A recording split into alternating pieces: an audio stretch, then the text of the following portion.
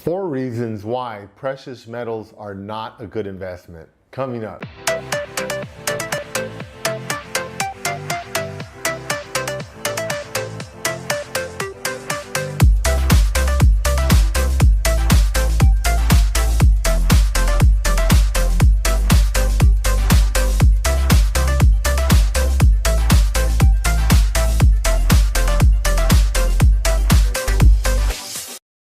Hi everyone, this is Ernesto from AttaBoyCowBoy, and on this channel we give you health and wealth tips to help you be more successful.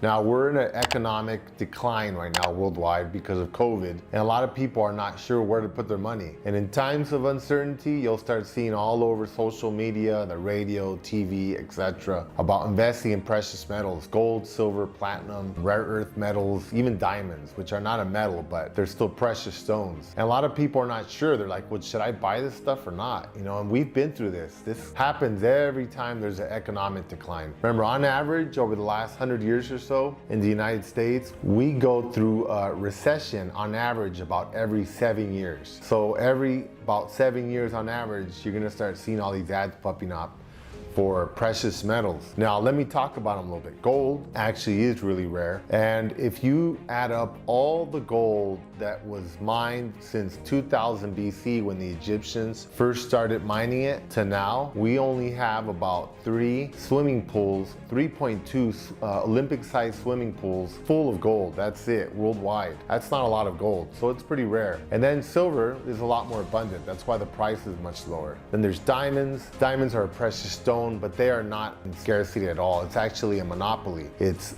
owned by De Beers. It's a worldwide monopoly, and they only release small amounts of diamonds at a time to help artificially inflate the price. That's why if you ever go to like the hardware store, you can buy diamond tip blades to cut your tile or something like that. It's actually not that hard to get a hold of diamonds. Now, rare earth metals are another thing. They're actually not rare, they're very common. Now, rare earth metals are actually not very rare at all. They're very abundant in the Earth's crust. The thing is that they're very hard to extract. You create a lot of pollution, it's very labor intensive. That's why most of them are mined in China, where they have lax environmental rules and they stockpile them there. But rare earth metals are not very rare at all. But a lot of people like them because they use them for like smartphones, or electric cars use lithium and a lot of other metals that are hard to get a hold of. So they figure, hey, electric cars are becoming popular, so I'm gonna start stockpiling these.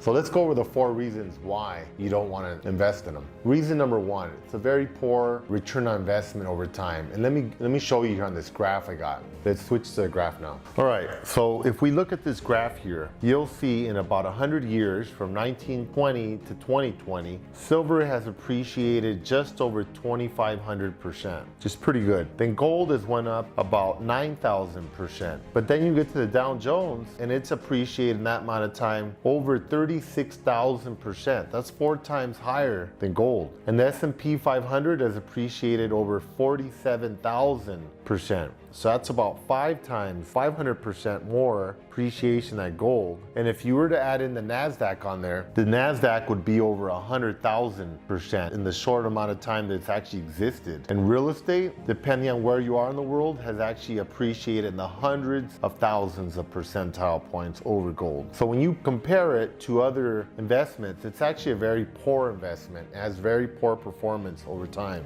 Reason number 2, it's a very unstable investment. The floor can fall out anytime. And I'll share with you an experience. I had a friend that talked me into buying a bunch of precious metals in 2008 when we had the big economic decline.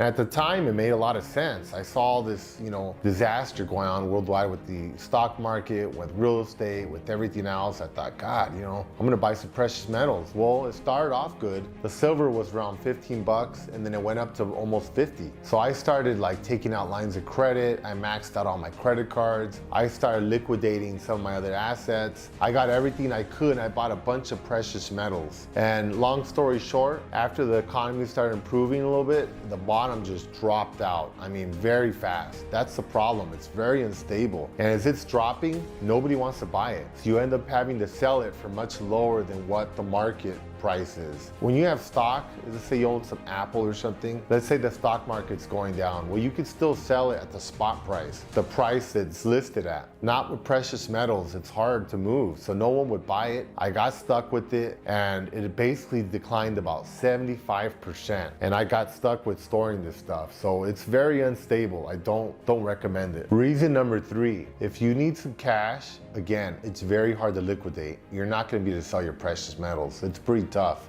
You have to find someone on Craigslist or eBay or something like that. And people want to wheel and deal. And then you have to ship, 100-ounce bars of silver or, big chunks of gold. It's difficult to trade it. It's illiquid, it's heavy. You have to pay to store it. You can't store it under your couch or under your bed because someone could steal it. So you end up having to pay a lot of money, as I did, to store all those precious metals like in a vault somewhere. Otherwise you run the risk of losing it all. Reason number 4, opportunity cost. You miss out on other investments. Now in my case, I bought a lot of precious metals, several $100,000 worth, and it went down to almost nothing, 25% what I paid for it, and nobody wanted it. So I basically just put it away and figured someday when it goes back up, I'll sell it. Well, 12 years later, I paid around $50, it went down to 12, it's at $20 right now. It hasn't went up almost anything. So I've missed out on investing approximately $400,000. Now, if I would have put that money into real estate, which is what I had thought I was gonna do at that time, I would have made over 15 million from the calculations I looked at. So I'm at about, $120,000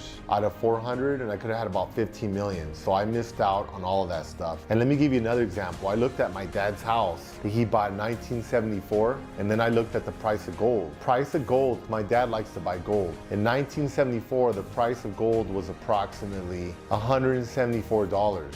So from 1974 to 2020 right now, it's went up about 11 times, which is not bad, right? But then I looked at my dad's house. He paid $32,000 for it in 1974, and now it's worth over $900,000. So his house went up over 28-fold. It went up 28 times, whereas the gold he bought went up 11 times. So you tell me which is a better investment. So again, don't get caught up in all the hype. If you don't know where to put your money, watch the other video I have on solar panels. Solar panels are really safe and secure investment, and avoid precious metals at all costs, or you're gonna get stuck like I did. Thank you again for listening, and if you have any questions, please comment below. Thank you. Bye-bye.